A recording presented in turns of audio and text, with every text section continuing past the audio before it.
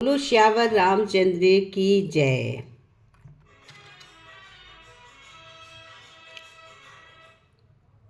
प्रभु राम मर्यादा पुरुषोत्तम कहते हैं, कोई किसी को सुख नहीं देता सकता, सब अपने ही किए गए सुख पाते हैं।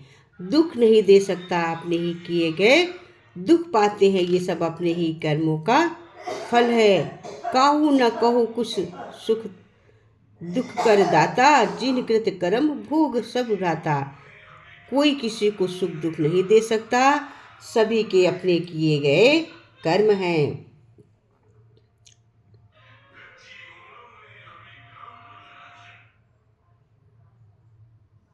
कहू तात अस मोर प्रणामा, सब प्रकार प्रभु पूरन कामा। तास दूत की बंध तरु आवा, प्रभु कारज लग लाहि बधावा।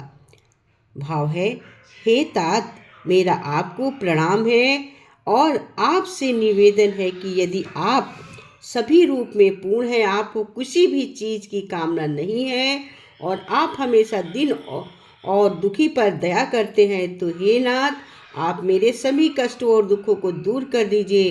प्रभु बहुत दयालु हैं और यदि दिल से उनसे प्रार्थना की जाए तो अपने भक्तों के दुखों को सदैव दूर करते हैं।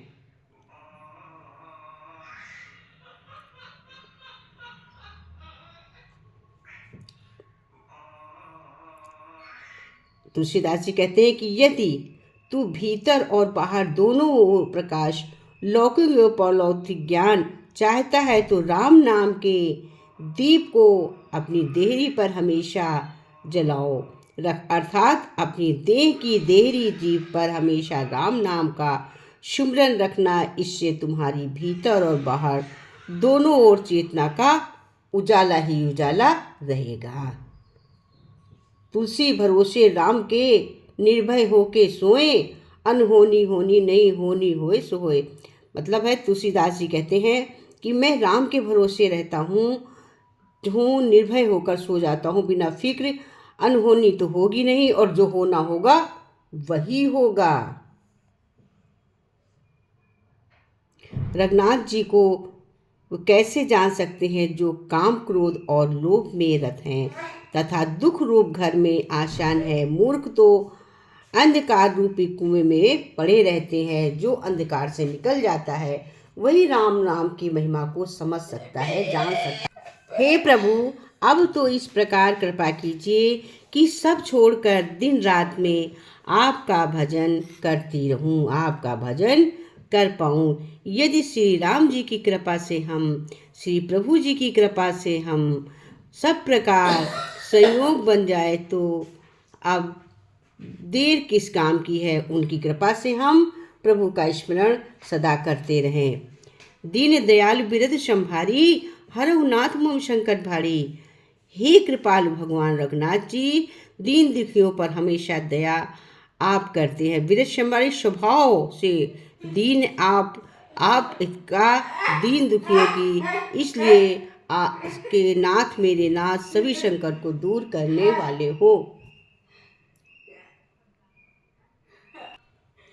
मुनिगण जन्म जन्म भर अनेकों प्रकार का साधन करते रहते हैं, फिर भी अंतकाल में अनेक मुख में राम नाम नहीं निकलता है। उनके मुख से राम नाम नहीं निकलता है। मैं उन्हीं राम के बाल उप की वंदना करता हूँ, जिनका नाम जपने से सब सिद्धियाँ सहज ही प्राप्त हो जाती हैं। तुलसीदास जी कहते हैं कि नयन दोष जा कह जब होई, पीत वरन सस कहु नहीं सोई। जब जहि दिस भ्रम होई खगेशा, सो कहु 25 उचौ दिनेशा। तुलसीदास जी कहते भाव है कि जब किसी के आँख में दोष होता है तो उससे चांद पीले रंग का दिखाई देता है, और जब पक्षी को राजा को दिशाओं का भ्रम हो जाता है तो उसे सूर्य पश्चिम में उदय होता दिखाई देता है। तुलसीदास जी कहते हैं कि समय ही सबसे बड़ा बलवान है। समय ही होता है जो सबको बड़ा या छोटा बना देता है। जैसे एक बार महान धर्मवीर अर्जुन का समय खराब था, तो वो भीलों के हमले से गोपियों की रक्षा नहीं कर पाए थे। तुलसी भरोसे राम के निर्भय होय के सोए, अनहोनी होनी नहीं होनी होए सो हो। इसका अर्थ है, तुलसीदास जी कहते हैं कि मुझे ईश्वर राम पर भरोसा है, मैं निश्चिंत होकर सो जाता हूँ। अनहोनी तो होगी नहीं, और जो अच्छा होना होगा वो अवश्य होगा, जरूर होगा।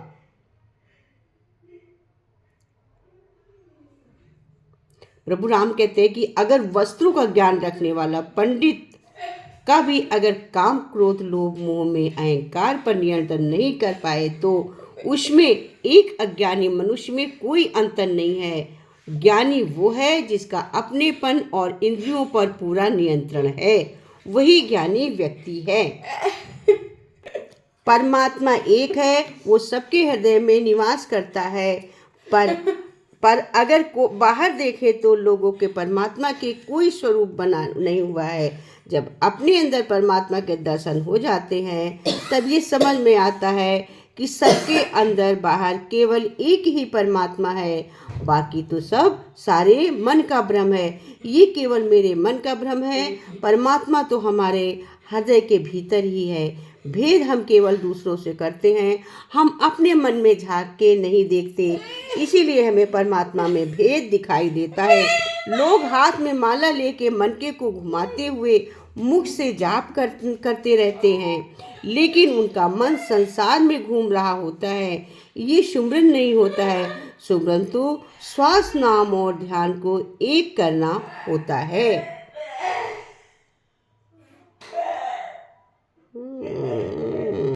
इसमें कबीरदास जी ने बड़ा अच्छा कहा, बोला है, जाता है सो जान दे तेरी दशा न जाई, से खेवटिया की नाव ज्यों घने मिले आई।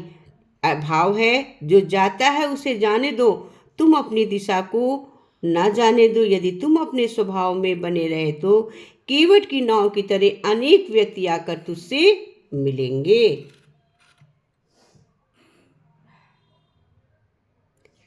पुनर्जन्म में किए हुए कर्मों के अनुसार ही व्यक्ति का भाग्य और शरीर बनता है। ये जानने के बाद भी व्यक्ति का मन धैर्य नहीं धारण करता और यही सोचता रहता है कि मेरे साथ ऐसा क्यों हुआ, मेरे साथ ऐसा क्यों हुआ।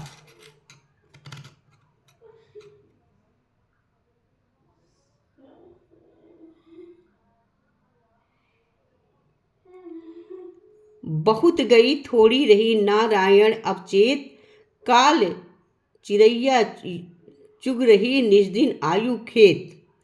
हे मनुष्यों, बहुत उम्र तो बीत गई, प्रभु कहते बीत गई है, अब थोड़ी बची है। अब तो जागो और नित्य प्रभु का भजन करो, नाम जपो, क्योंकि काल रूपी चिड़िया नित्य ही आयु रूपी खेत चुग रही है। संसार में ज्ञानी ध्यानी अपनी इंद्रियों पर नियंत्रण रखने वाले दानवीर, शूरवीर, जपी और तपस्वी तो अनेक हैं, परंतु शीलवंत स्वभाव का कोई विरला ही व्यक्ति होता है। शीलवंत अर्थात विनम्र, उत्तम चरित्र, शांत और विवेकशील।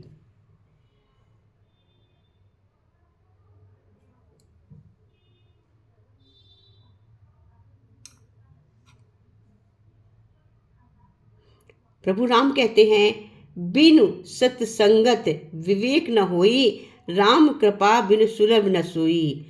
सठ सुध रही सत्संगत पाई, पारस परस कुढ़ात सुराही। इसका भाव है, सत्संग के बिना विवेक नहीं होता है और राम जी की कृपा के बिना वो सत्संग नहीं मिलता है। सत्संग आनंद और कल्याण की जड़ है। दृष्टि भी सत्संगत पाकर सुधर जाती है। जैसे पारस के स्पर्श से लोहा सोना बन जाता है, उसी प्रकार अच्छी संगत से हमारा जीवन सुधर जाता है। सिया राम सब जग जानी, करो प्रणाम जोर जुग पानी। पूरे संसार में राम का निवास है, सब में भगवान राम हैं और हम उन्हें हाथ जोड़कर प्रणाम करें। हे राम, ईश्वर रूप सबके हृदय में निवास करते हो, हमारे हृदय में भी निवास करो, जो मंगल करने वाले हो मंगल को दूर करने राजा दशरथ के पुत्र सबकी रक्षा करो। हमेशा हमें प्रार्थना करनी चाहिए, हे दशरथ नंदन पुत्र, आप हमारी रक्षा करें। इस कलयुग में भगवान राम का नाम आधार है। केवल नाम सुनने से जपने से मानो भव सागर से पार उतर जाते। कलयुग केवल नाम आधारा, सुमिर सुमिर नर उतर ही पारा। कलयुग केवल नाम आधारा, सुमिर सुमिर नर उतर ही पारा। जा पर कृपा राम की होई, सा पर कृपा करे सब कोई। कहते जिस व्यक्ति पर प्रभु राम की कृपा होती है उस पर सभी की कृपा बरसने लगती है। उसे हर चीज सहजता से प्राप्त हो जाती है। जीवन में सब कुछ असंभव भी संभव होने लगता है।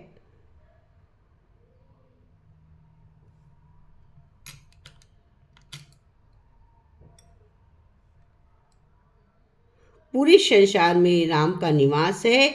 इसमें राम ही राम और हमें उनके हाथ जोड़कर सदैव और सदैव प्रार्थना करनी चाहिए, निवेदन करना चाहिए। जिस व्यक्ति पर राम की कृपा होने बरसने लगती है उस व्यक्ति को हर एक चीज सहजता से प्राप्त होने लगती है या मिलने लगती है।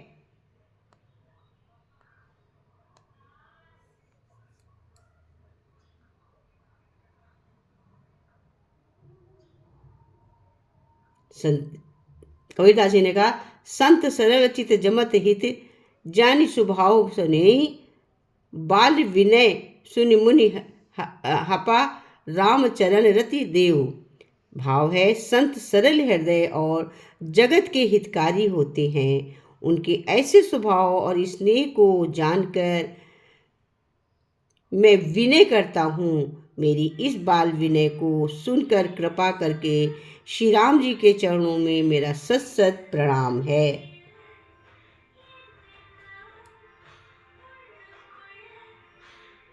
जो महामंत्र जिसे महेश्वर शिव कहते हैं, उनके उपदेश काशी में मुक्त कारण है, जिसकी गणेश जानते इस राम नाम के प्रभाव से ही सबसे पूजे जाते हैं। ये शिव जी केवल राम नाम के प्रभाव से सबसे ज्यादा पूजे जाते हैं। हे प्रभु, अब तो इस प्रकार कृपा कीजिए कि सब छोड़कर दिन रात मैं आपका भजन करता रहूं।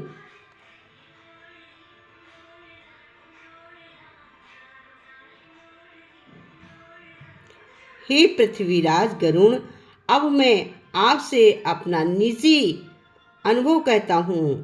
भगवान के भजन बिना क्लेश दूर नहीं होते हैं। हे माता जानकी, मैं श्री राम जी का दूत कर्णाधीर सच्ची शपथ खा के कहता हूँ कि मैं राम द्वारा भेजा हूँ। राम की शपथ लेता हूँ कि मुझे राम ने भेजा है। माता जानकी जब वहाँ पहुँचे हैं तो अपनी शपथ दिलाई है कि मैं रामदूत हनुमान हूँ, मुझे राम जी ने यहाँ भेजा है।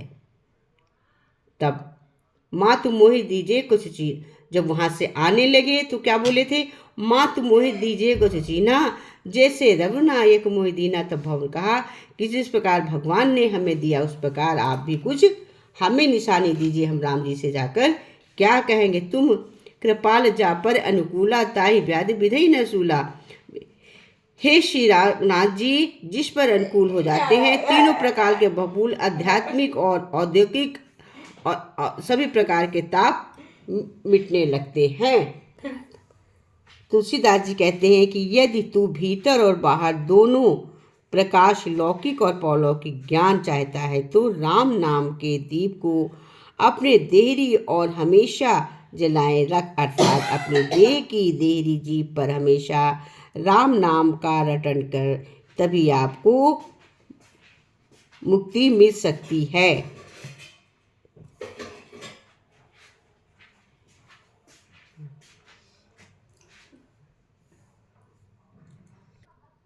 भगवान कहते हैं आपको हमेशा सकारात्मक सोच से ही सफलता मिलती है, हमें नकारात्मकता की ओर नहीं चाहिए।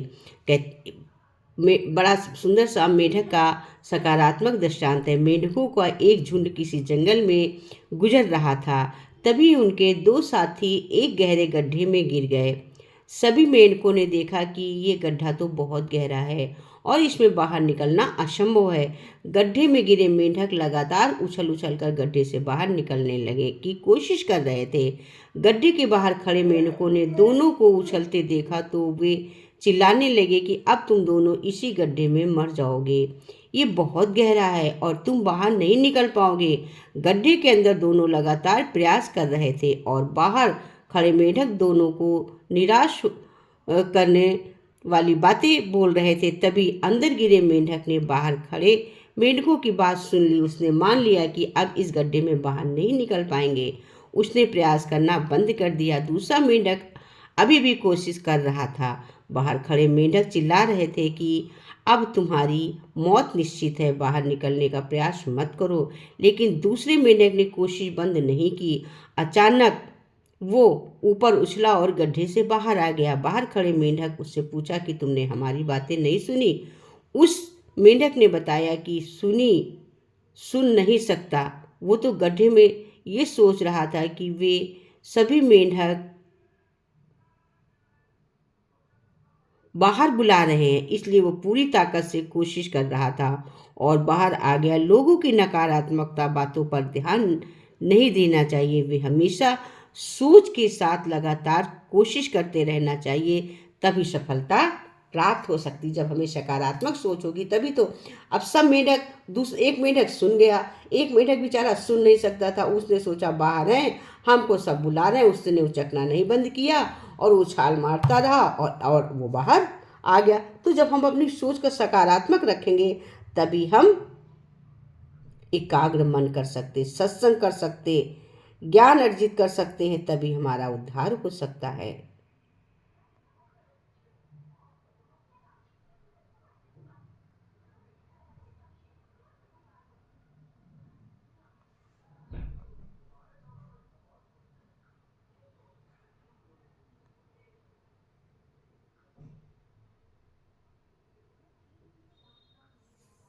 ध्यान और मन।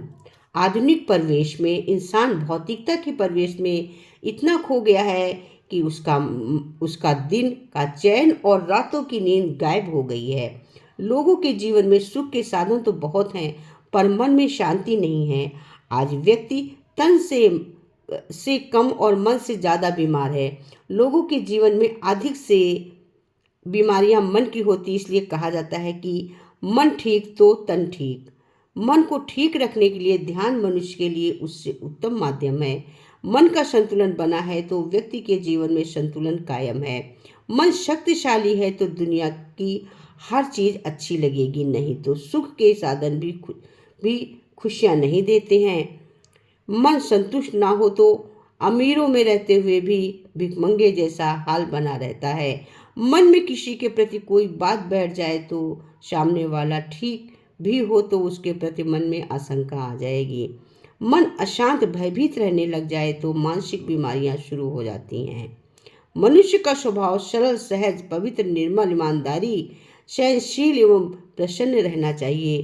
प्रकृति ने उसे सहनशीलता, प्रेम पूर्ण और निर्मल बनाया है, किंतु क्रोध, घृणा, ईर्ष्या, मोह और लालच आदि बुरी प्रवृत्ति से उसका स्वभाव प्रभावित होता है और वो अशांत हो जाता है।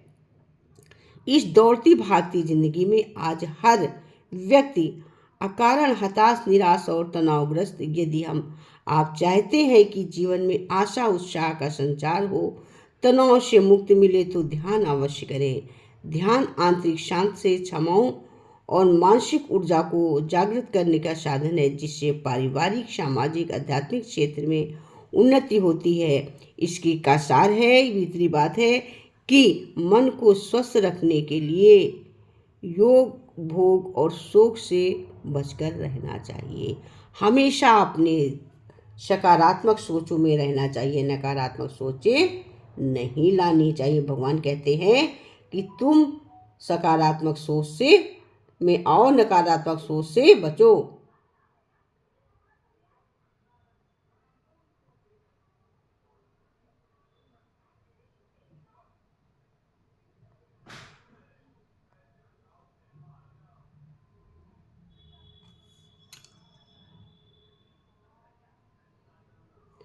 तभी तो भगवान कहते हैं जो हम करते हैं हमारे मन और शरीर पर प्रभाव करता है।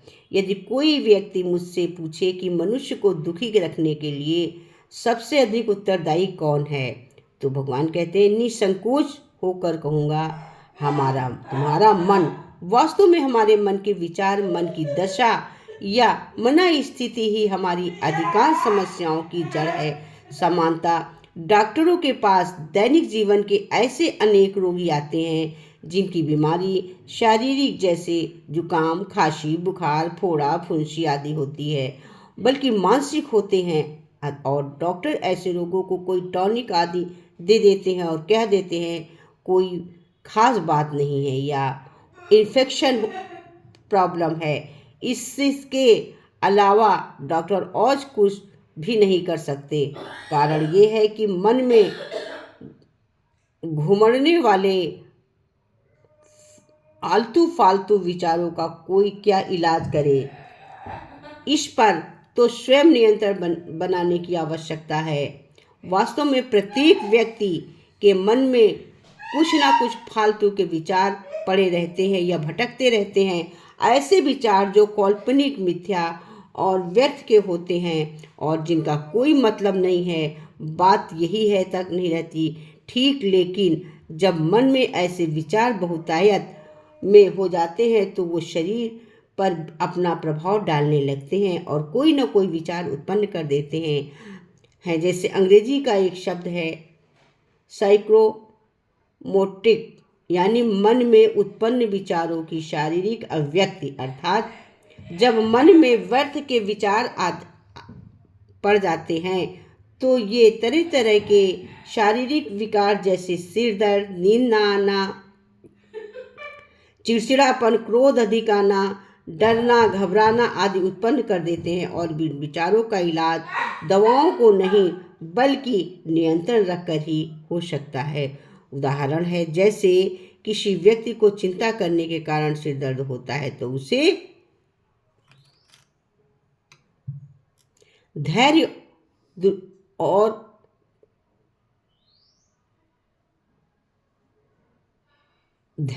और प्रेम की आवश्यकता होती है।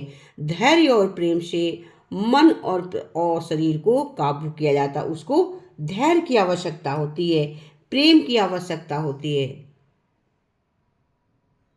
धैर्य से उसको कंट्रोल किया जाता है। एक राजा अपने पुत्र के गुरु के पास गया लेकर। वहां उसके स्वागत के लिए कोई ना था। गुरु एक वृक्ष के नीचे गहन समाधि में बैठे थे। गुरु ने समाधि से बाहर आने की प्रतीक्षा करने लगा। प्रतीक्षा का समय बढ़ते जाने से उसकी खींच बढ़ती जा रही थी। उससे गुरु को सबक सिखाने की सफलता मिली। फैसला किया, किंतु अपने पुत्र के लिए वो तत्काल शांत हो गया।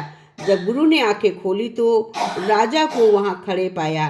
उन्होंने विनम्रता पूर्वक उसके आगमन का आशय जानना चाहा, लेकिन क्रोधित राजा बोला, तुम जानते नहीं कि जब राजा का आगमन हो तो उसका उचित आदर सत्कार किया जाना चाहिए। ऋषि ने उत्तर दिया, हे राजन, कृपया क्रोधित न हो। वहां के ब्रह्मचारी अपने कार्यों में व्यस्त हैं, इसलिए आपका स्वागत करने के लिए कोई उपस्थित न था। राजा शांत हो गया तब, किंतु उसके भीतर अब भी क्रोध शेष था। राजकुमार ने जब पढ़ाई पूरी कर ली तब आश्रम से विदा लेते समय गुरु से कहा कि मैं आपके चरणों में कुछ अर्पण करना चाहता हूँ। गुरु ने कहा, तुम राजमहल लौटो, उचित समय आने पर दक्षिणा मांग लूंगा। राजकुमार के राजमहल पहुंचने से गुरु के प्रति राजा का क्षिप्र क्रोध भड़क उठा। उसने अपने सैनिक को तुरंत गुरु का आश्रम फूंक डालने की आज्ञा दे दी। शीघ्र ही युवराज के राज्याभिषेक का समय आ चुका।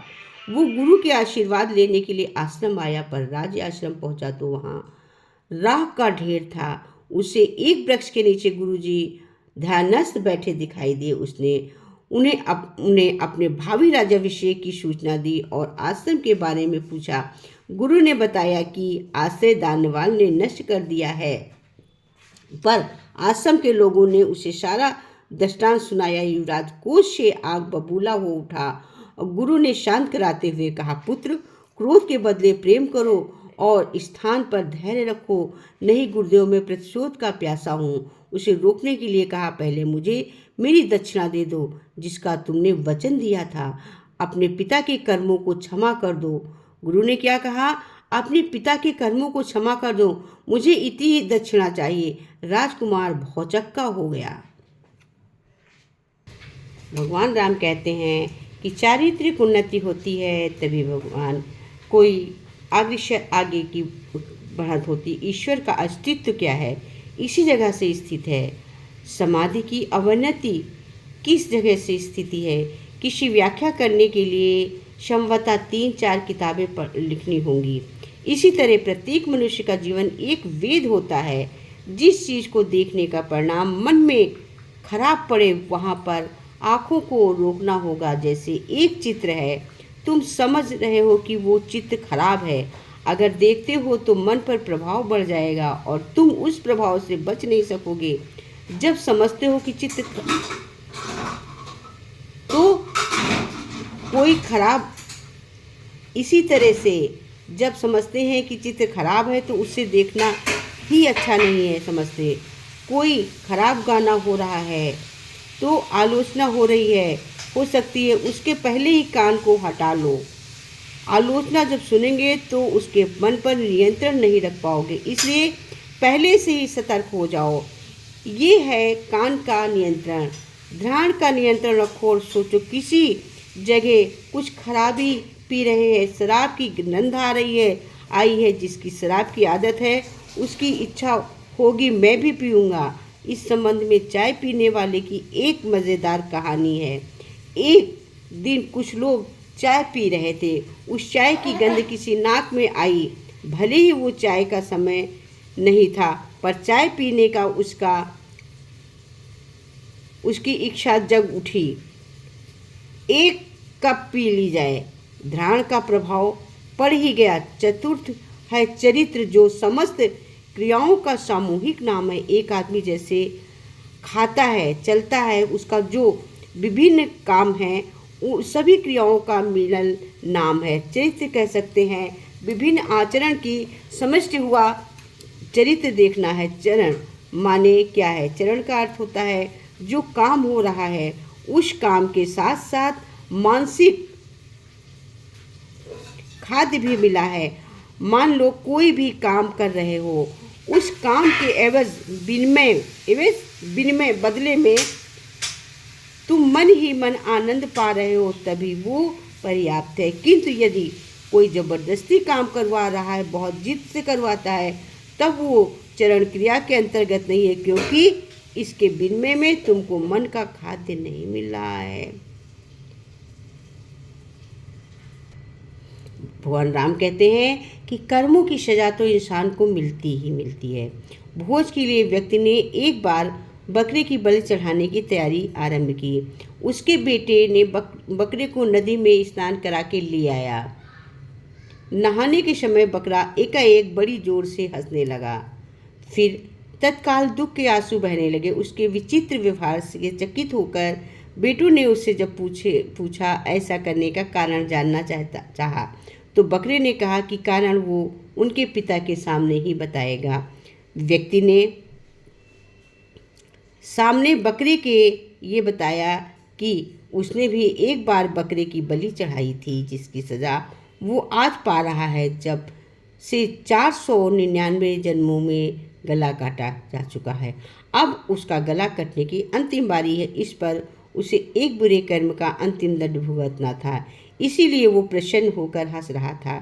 किंतु वो दुखी होकर इसलिए रोया था कि अगली बार तुम्हारे भी 500 बार सिर काटे जाएंगे। व्यक्ति ने उसकी बात को गंभीरता से लिया और उसकी बलि की योजना स्थगित कर दी। तब उसके बेटों से उसे पूर्ण संरक्षण की आज्ञा दी। किंतु बकरे ने व्यक्ति से कहा, ऐसा संभव नहीं है, क्योंकि कोई भी संरक्षण उसके कर्मों के पाप को नष्ट नहीं कर सकता है। कोई भी प्राणी अपने कर्मों से मुक्त नहीं हो सकता है। जब बेटों से इस बकरे को लेकर उसे यथोचित स्थान पर पहुंचाने जा रहे थे, तभी रास्ते में पेड़ के किनारे बांध दिया और शाखा पर नर्म नर्म पत्ते खाने को जो ही बकरे ने अपना सिर ऊपर उठाया, पेड़ के ऊपर पहाड़ी पे स्थित टुकड़े छिटके एक बड़ा टुकड़ा उसके बकरे के मस्तक पर आग लगा और पलक झपकाते ही उसका सिर धड़ से अलग हो गया। तो कहते कर्मों की सजा तो मिलती, कोई बचा नहीं सकता कि क्या होना है, उससे हम कभी बचा भी नहीं सकते हैं। कोई किसी को रोक नहीं सकता है, बचा नहीं सकता है। ये तो सबको भोगनी ही पड़ती। कर्मों की सजा जो है वो पहले ही निहित हो जाती है पापों को। ये जो हम अच्छे कर्म करने की सोचते हैं वो हमें अगले जन्म के लिए अच्छे कर्मों की ओर ले जाता है और हम बहुत से गुनाहों को नहीं करते हैं, जिससे हमारे अच्छे कर्म बनते हैं, हमें कष्ट नहीं मिलता है, हमारे पाप हल्के हो जाते हैं।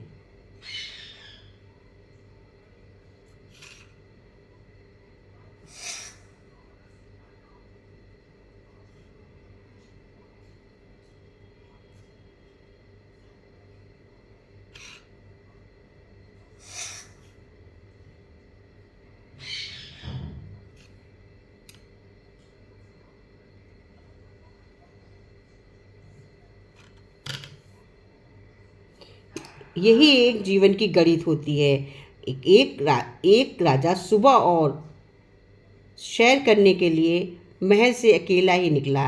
रास्ते में उसने एक किसान को पसीने से तरबतर अपने खेत में काम करते देखा। राजा ने पूछा, भाई आप इतनी मेहनत क्यों करते हो? दिन में कितना काम कमा लेते हो? किसान ने उत्तर दिया, एक सोने का सिक्का। राजा ने पूछा, उस सोने के सिक्के का क्या करते हो? किसान ने कहा, राजन, 1/4 भाग मैं खुद खाता हूँ, दूसरा चौथाई भाग उधार देता हूँ, तीसरे चौथाई भाग से ब्याज चुकाता हूँ और बाकी चौथाई हिस्सा कुएं में डाल देता हूँ। किसान की बात राजा को समझ में ना आई। वो बोला, भाई पहले मत बुझाओ, साफ साफ बताओ।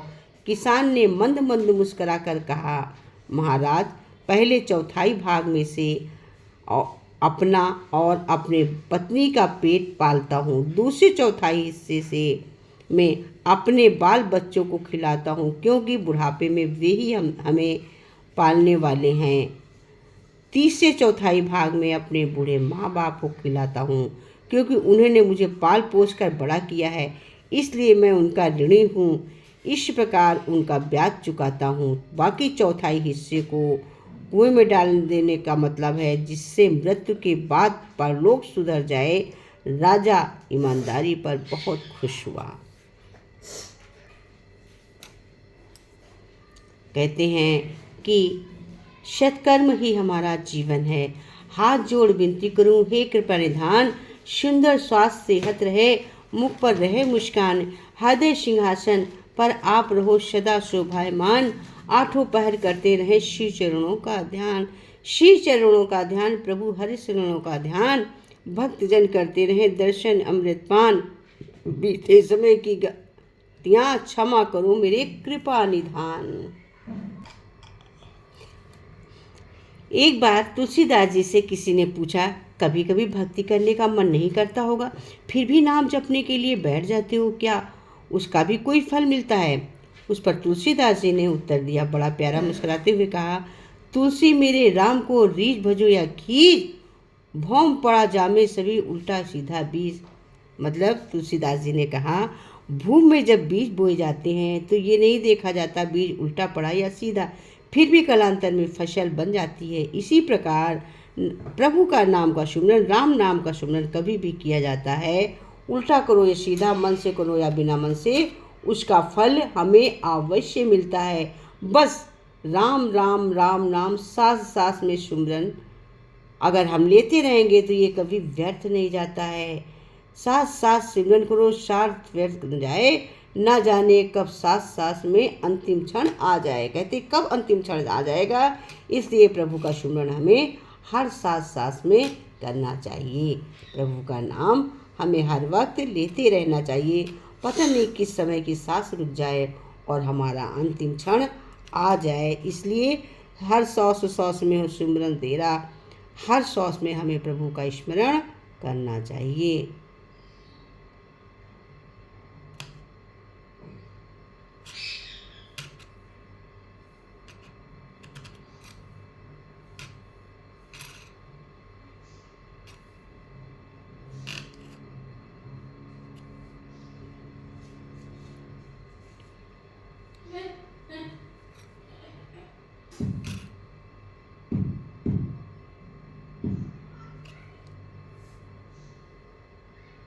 क्योंकि प्रभु ने अधिकार सबको रोटी पे दे रखा है। किसकी रोटी पे? प्रभु ने कहते हैं रोटी रोटी दाने दाने पर लिखा होता है खाने वाले का नाम। एक राजा, उसके यहाँ एक दिन ब्राह्मण, और उन्होंने राजा से अनेक विषयों पर चर्चा की। प्रसंगवश अधिकार की रोटी की बात आ गई। राजा ने पूछा, स्वामी जी, अधिकार की रोटी क्या होती है? ब्राह्मण ने जवाब दिया, राजन, तुम्हारे नगर में अमुक जगह पर एक बुढ़िया रहती है, ठंडी, वही इसका उत्तर दे सकती है। उसी के पास जाओ और उससे अधिकार की रोटी का उत्तर मांगो। राजा बुढ़िया की तलाश में चल पड़ा। ढूंढते ढूंढते उसे वो बुढ़िया मिल गई। वो एक झोपड़ी में बैठी थी, चरखे पर सूत काट रही थी। राजा उसके सामने खड़ा होकर बोला, माई, अधिकार की रोटी क्या होती है? आज आपसे उसी प्रकार उत्तर लेने आया हूँ। बुढ़िया ने राजा को पहचान कर कहा, मेरे पास एक रोटी है, उसमें आधी अधिकार की है, आधी बिना अधिकार की है। राजा की समझ में कुछ नहीं आया। उसने कौतूहलवश उस बुढ़िया की ओर देखते हुए कहा, ये तुम क्या कह रही हो? साफ साफ बताओ कि ये क्या है। बुढ़िया बोली, एक दिन मैं यहाँ बैठी सूत काट रही थी। सूत काटते काटते दिन ढल गया, चारों तरफ अंधेरा फैल गया। तभी यहाँ से होकर एक जुलूस गुजरा, उसमें मशाल जल रही थी। मैं अपना चिराग न जलाकर आधी पूनी मसाले की रोशनी में सूत काटती रही। आधा पहले काट चुकी थी। आटा खरीद लाई, आटे की रोटी बनाई। इस तरह से जो वो रोटी बनाई अधिकार की थी, आधी बे अधिकार की, उस पर मेरा अधिकार नहीं था। कहते हैं अधिकार नहीं था। बुढ़िया की बात सुनकर राजा चकित हो गया। उस पर बुढ़िया की अधिकार से संबंधित धर्म की बात थी। मतलब था कि जो मैंने अपने दिए में काटी वो आधी मेरे अधिकार की थी, जो आटा सान लिया, और जो मैंने सेकी उस पर मेरा अधिकार नहीं था, क्योंकि मैंने दूसरे की रोशनी ली। तो कहते हैं हमें दूसरे की चीज़ पे अपना अधिकार नहीं जमाना चाहिए। वो मेरे अधिकार की रोटी नहीं होती है, वो मेरे अधिकार का नहीं है।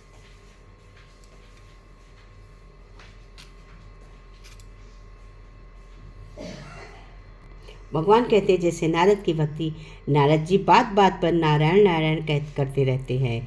इस प्रकार दिन में कई बार भगवान का नाम लेते। एक दिन उसके मन में ये विचार आया कि वो बहुत बार भगवान का नाम लेते हैं, अतः वही भगवान से सबसे बड़े भक्त हैं। ये सोचकर नारद जी विष्णु भगवान के पास पहुँचे और विष्णु भगवान उनको सबसे बड़ा भक्त कौन है। विष्णु भगवान ने बताया, अमुक गांव का अमुक किसान मेरा सबसे बड़ा भक्त है। नारद जी को बहुत धक्का लगा। उन्होंने भगवान जी के कथन की पुष्टि के लिए अपने को संभालते हुए भक्त किसान का नाम व पता नोट किया। उस किसान के गांव चल दिए।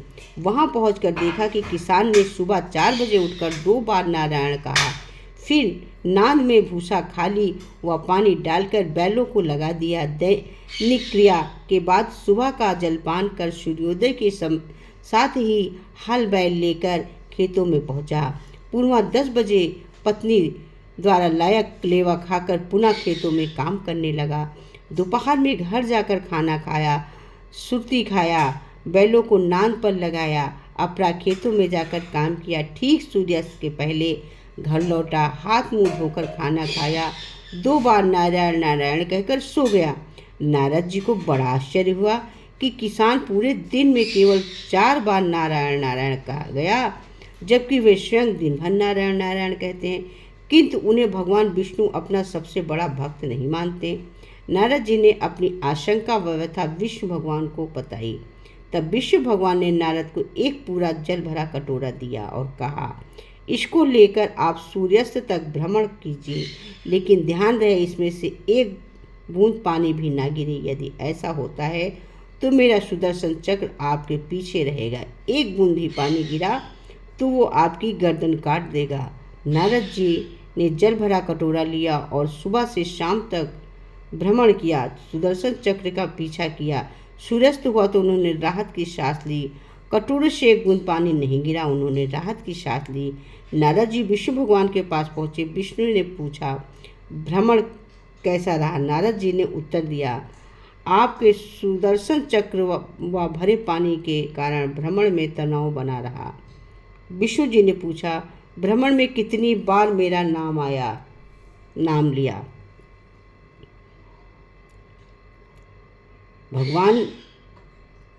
भगवान एक तो जल भरा कटोरा लेकर चलना, उस पर आपके सुदर्शन चक्र का पीछे पीछे चलना, उसमें परा ध्यान रहा, बातों में तो मैंने नाम ही नहीं लिया।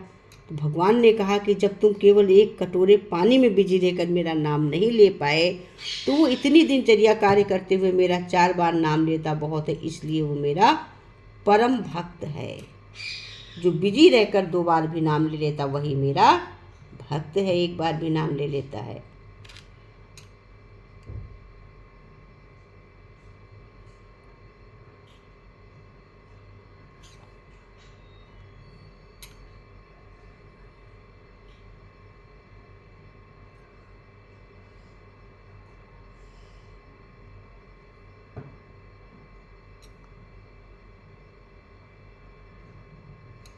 इसीलिए भगवान कहते हैं कि सबसे सर्वोपरि है स्थिर मन रखो।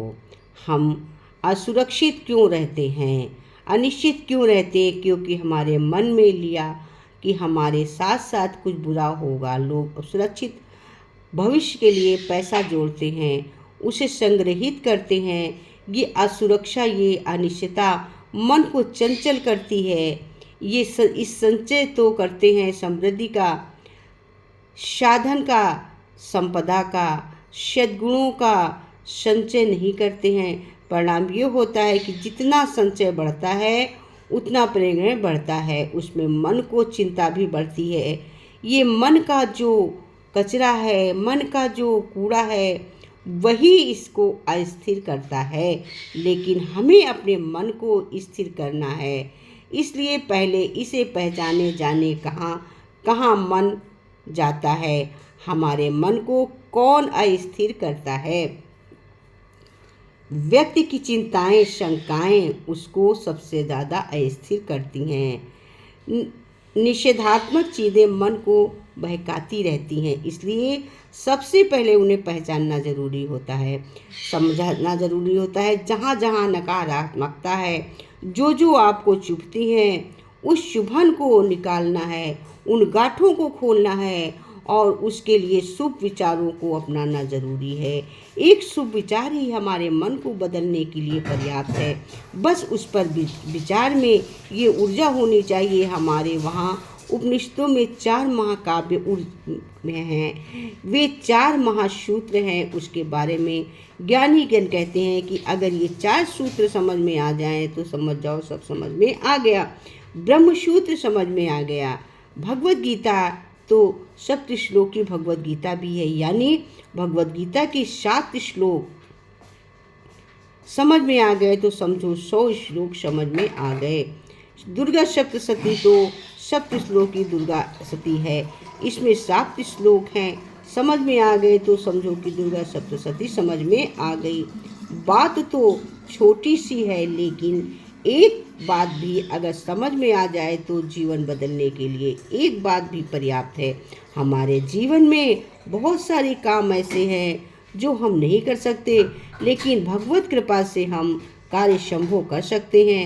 ये विश्वास, ये श्रद्धा, ये आस्था हमारे मन को बहुत संबल देती है, मन को स्थित करती है, बचाती है, उसकी जगह टिका देती है। जीवन में कई बार बड़ी दुर्घटनाएं घटती हैं, जैसे स्वतंत्रता में पूर्व हमारे पूर्वोत्तर क्षेत्र यानी गोरखपुर बलिया बिहार में कुछ इलाका आदि जगहों में एक दुर्घटना घटी। अंग्रेज लोग वहाँ कुछ लोगों के पकड़ कर ले गए। वे लोग दूर हो गए, परिवार से दूर, रिश्ते नातों से दूर हो गए, तो बाहर मजदूरी करने लगे। अपने रिश्तों को उन्हें देश में जुटा नहीं पाए। कोई उन्हें घर वापस नहीं बुला नहीं सकता था। फिर रिश्ते बनाने के लिए वहाँ कहीं उन्होंने शादी कर ली, अफ्रीकन वगैरह से शादी हुई। उसके साथ अपने देश से कुछ नहीं ले गए, लेकिन हनुमान चालीसा और तुलसीदास जी की रामायण यानी श्री रामचरितमानस की कुछ चौपाइयाँ उन्हें कंठस्थ थीं। वो हनुमान चालीसा, वो रामचरितमानस के उनकी याद की चौपाई संजीवनी बन गई। उन्हें भावनात्मक संबल देने के लिए एक आधार बन गई। आज भी आप देखें तो जो पूरे देश के श्लोक हैं और उनमें बसे हुए भारतीय हैं, उनमें पूर्वों की साथ साथ क्या लाए पूर्वजों से। जब धन मन टूटता है, उसे टूटे हुए मन को बिखेर के बचाने के लिए, संभालने के लिए हनुमान चालीसा आज भी वहाँ पर जब भारत में कोई कथावाचक जाते हैं तो उन्हें हनुमान से वे राम कथा सुनते हैं। क्यों? उन राम के नाम के, हनुमान जी के नाम से, हनुमान चालीसा की चौपाइयों में नाम से, उन हनुमान जी के नाम से हनुमान चालीसा की चौपाइयों के उनके जीवन को डोर बांधे रखी है, उनके व्यक्तित्व को बिखरने से बचाया है। जीवन की छोटी बड़ी बातें, बड़ी आस्थाएं छिपी होती हैं वहाँ। सकारात्मक शुभ चिंतक सद्गुणों का विकल्प आराम से निकल आता है। विश्वास का प्रकाश का दिया आराम से जल जाता है। केवल हम अपनी सोचों को सकारात्मक रखें। जब कोई बाहर जाता है तो केवल यही धैर्य, यही हनुमान चालीसा, यही रामायण की जो बातें याद होती हैं उन्हीं को लेकर जाता है और हमारा जीवन उसी से संवरता है। कहते हैं जीवन में क्या जरूरी, जब हमको छुट्टी मिलती है तो हम सबको अच्छा लगता है। हम सभी उस छुट्टी का पूरा आनंद उठाना चाहते हैं। उसका आनंद लेने के लिए हम पूरी प्लानिंग करते हैं और ज़्यादा से ज़्यादा छुट्टी का आनंद लेने का प्रयास करते हैं। क्या हम इस जीवन की छुट्टी का भी उसी प्रकार आनंद लेते हैं? भगवान कहते हैं तुम गर्मी की छुट्टियों का, किसी भी छुट्टी, विंटर वेकेशन छुट्टी का आराम करते हो, परंतु क्या तुम जीवन की छुट्टी लेकर आनंद लेने का भी वेट करते हो? एक दिन इस संसार को छोड़कर जाना है। कहते हैं एक दिन हमारा जन्म हुआ, प्रयास करते हो क्या हम इसी जीवन की छुट्टी भी उसी प्रकार आनंद लेते हैं? एक दिन हमारा जन्म हुआ, एक दिन हमें संसार को छोड़कर जाना है। हमें जो ये ज़िंदगी मिली है, क्या हमने कभी सोचा है कि इस ज़िंदगी से पहले हम क्या थे? धूल। इस ज़िंदगी से पहले हम धूल थे। ये पृथ्वी धूल की बनी है। ये जो पत्थर है, इन पत्थरों का निर्माण धूल से संकुचित किया जाता है। ये सारा विश्व, संसार और यूनिफॉर्म धूल से बना हुआ है। और जब हम इस संसार से जाएंगे तो जानते हैं क्या होगा? हम फिर धूल बन जाएंगे। तो बनाने वाले ने हमको धूल होने से छुट्टी दी है, तो हम अपनी छुट्टी का मज़ा ले रहे हैं या नहीं? ये द्वेष, क्लेश और इन सब चीज़ों से पड़े हुए हैं। इस छुट्टी में हम छुट्टी ही बिता रहे हैं या लड़ाई लड़ रहे हैं? बनाने वाले ने कितनी सुंदर जगह दी है छुट्टी बिताने के लिए, जहाँ समुद्र है और जब सूरज की किरणें उस समुद्र के ऊपर लगती है तो ऐसा लगता है जैसे हीरे चमक रहे हैं। जहाँ नदियाँ हैं, जल है, पानी बहता है, जहाँ आवाज़ होती है पानी की और नदी के पास पानी की वजह से थोड़ी ठंडक होती है। थोड़े पेड़ भी होते हैं और पेड़ भी बनाए तो उनमें क्या लगाया? उनमें फूल भी लगाए, फल भी। और फल कैसे हैं? कुछ थोड़े मीठे और कुछ थोड़े खट्टे। रेगिस्तान में धूल ही धूल है, रेत ही रेत है, पर वहाँ क्या लगाया है? खजूर। खजूर पर क्या लगाए हैं? मीठे फल। खाने में भी आनंद आए। लोग हैं, उम्र ज़्यादा हो जाती है तो कहते हैं हम तो बूढ़े हो गए हैं। जब हम छुट्टी बिता रहे हैं तो क्या हमको बल लगता है? अब तो 1 हफ्ता ही बचा है। अब क्या आनंद लेना? नहीं, हम अपनी छुट्टियों का आखिरी समय तक भरपूर आनंद लेने की कोशिश करते हैं। तो बात को समझें, अपने जीवन को सफल करो। अपने जीवन में जो आपके अंदर आनंद है उसको उभारने की अपनी छुट्टियों को से आनंद लो।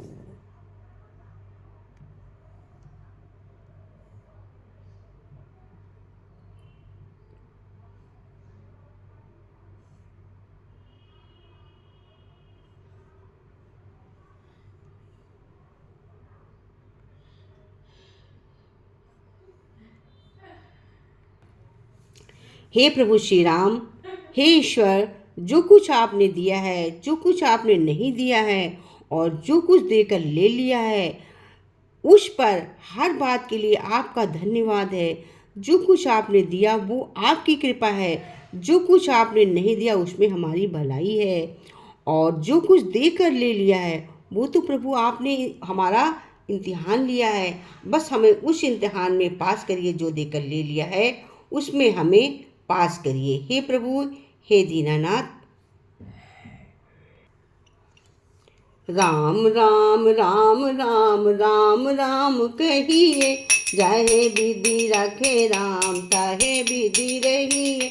राम राम राम राम राम राम कहिए, जाहे विधि रखे राम ताहे विधि रहिए। जाहे विधि रखे राम ताहे विधि रहिए। राम राम राम राम राम राम कहिए, कंठ में हो राम राम होठन पे राम राम। कंठ में हो राम राम होठन पे राम राम। जिह्वा पे राम राम श्वास श्वास राम राम। कंठ में हो राम राम होठन पे राम राम। कंठ पे हो राम राम होठन पे राम राम। जिह्वा पे राम राम राम श्वास श्वास पे राम राम। आठों याम राम राम राम राम कहिए। आठों याम राम राम राम राम कहिए। आठों याम राम राम राम राम कहिए। जहे विधि रखे राम ताहे विधि रहिए। जहे विधि रखे राम ताहे विधि रहिए। राम राम राम राम राम राम कहिए। जहे विधि रखे राम ताहे विधि रहिए। चाहे विधि रखे राम चाहे विधि रहिए। मन में हो राम राम बुद्धि में हो राम राम। मन में हो राम बुद्धि में हो राम राम। चित में हो राम राम रोम रोम में राम राम। मन में हो राम राम बुद्धि में हो राम राम। मन में हो राम राम बुद्धि में हो राम राम। चित में हो राम राम रोम रोम में राम राम। चित में हो राम राम रोम रोम में राम राम। चित में हो राम राम रोम रोम राम राम। पल पल में ओ छिन छिन में राम राम। पल पल छिन छिन में हो राम राम। पल पल और छिन छिन में राम राम कहिए। पल पल और छिन छिन में राम। पल पल और छिन छिन में राम राम कहिए। चाहे विधि रखे राम चाहे विधि रहिए। चाहे विधि रखे राम चाहे विधि रहिए। राम राम राम राम राम राम कहिए। राम राम राम राम राम राम कहिए। चाहे विधि रखे राम चाहे विधि रहिए। चाहे विधि रखे राम चाहे विधि रहिए।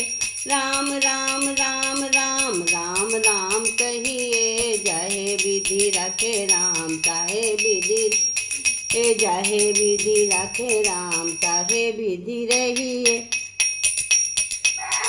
सुख में हो राम राम दुख में हो राम राम। सुख में हो राम राम दुख में हो राम राम। सुख में हो राम राम दुख में हो राम राम। संपत्ति में राम राम विपत्ति में राम राम। सुख में हो राम राम दुख में हो राम राम। सुख में हो राम राम दुख में हो राम राम। संपत्ति में राम राम, विपत्ति में राम राम, संपत्ति में राम राम, विपत्ति में।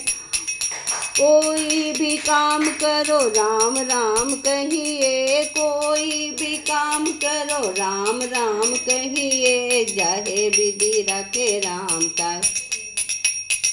कोई भी काम करो राम राम कहिए, चाहे विधि रखे राम, चाहे विधि चाहे विधि रखे राम, चाहे विधि रहिए।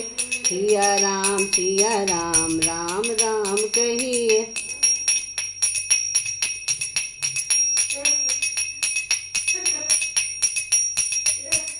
भक्ति दाता राम राम, मुक्ति दाता राम राम, भक्ति दाता राम, मुक्ति दाता राम राम, भक्ति दाता राम राम, मुक्ति दाता राम राम, शांति दाता राम राम, ज्ञान दाता राम राम, मुक्ति दाता राम राम, मुक्ति दाता राम राम, भक्ति दाता राम राम, मुक्ति दाता राम राम, शांति दाता राम राम, ज्ञान दाता राम राम, शांति दाता राम राम, ज्ञान दाता राम राम। राम राम राम राम राम राम कहिए, चाहे विधि रखे राम, चाहे विधि रहिए। सिया राम राम राम कहिए, चाहे विधि रखे राम, चाहे विधि रहिए, चाहे विधि रखे राम, चाहे विधि रहिए।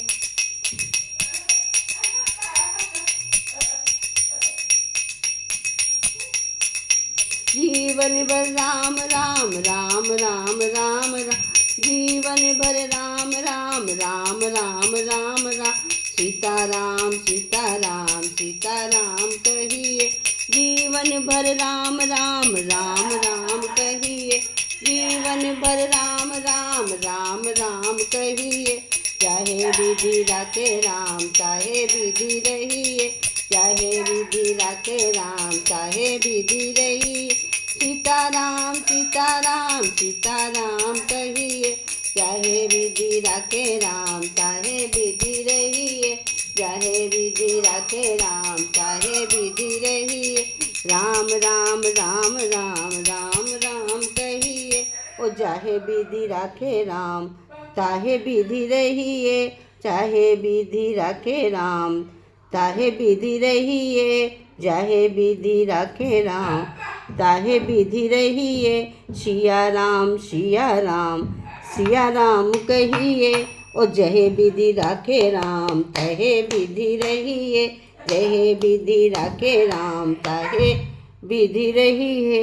हे प्रभु राम, हे प्रभु ईश्वर राम, हे ईश्वर, जो कुछ आपने दिया है, हे प्रभु जो भी दिया है और बहुत है, और प्रभु जो कुछ आपने नहीं दिया वो उससे भी अधिक है, कि वो उससे भी ज़्यादा आरामदायक है। जो आपने नहीं दिया वो हमें उससे भी ज़्यादा संतुष्ट रखता है।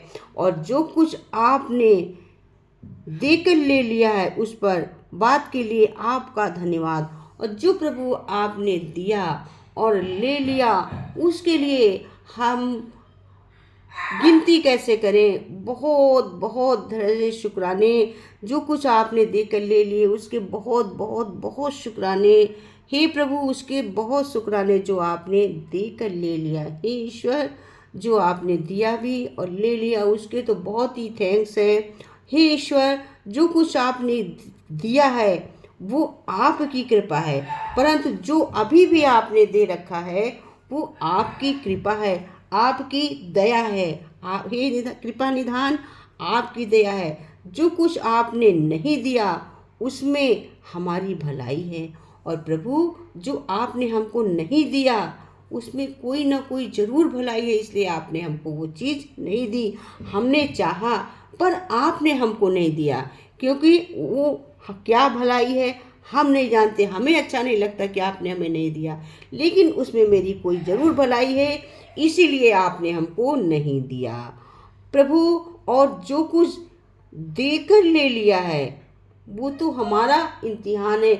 जो कुछ दिया और ले लिया वो तो इम्तिहान है। जैसे इम्तिहान में कापी दी जाती है, हम लिखते हैं और लिखने के बाद हम दे देते हैं तब हमें अंक मिलते हैं। उसी तरह से जो कुछ आपने हमको दिया और ले लिया वो हमारा इम्तिहान है। तभी तो हमें अंक मिलेंगे, सभी को अंक मिलेंगे जब प्रभु देकर ले लेता है। फिर भी हम हृदय से भगवान को थैंक्स निकलता है, शुक्राने निकलते हैं, वही हमारा इम्तिहान है। हम कभी दुख के समय में, तकलीफ़ के समय में हमें भ्रमित नहीं होना चाहिए, यही हमारा इम्तिहान होता है। इसी में हमें प्रभु के प्रति थैंक्स निकलने चाहिए, शुक्राने मानने चाहिए। हे प्रभु, हे दीनानाथ, हर जय सिया राम, जय जय सिया राम, जय सिया राम, जय जय सिया राम, हजारों थैंक, जय सिया राम। रघुपति राघव राजा राम, पड़ूं में तेरी सीताराम पतित पावन, सीताराम रघुपति राघव राजा राम पतित पावन, सीताराम पतित पावन, सीताराम सीताराम, जय सीताराम। श्यावर रामचंद्र की जय, पवन पुत्र हनुमान की जय, सिया रामचंद्र की जय।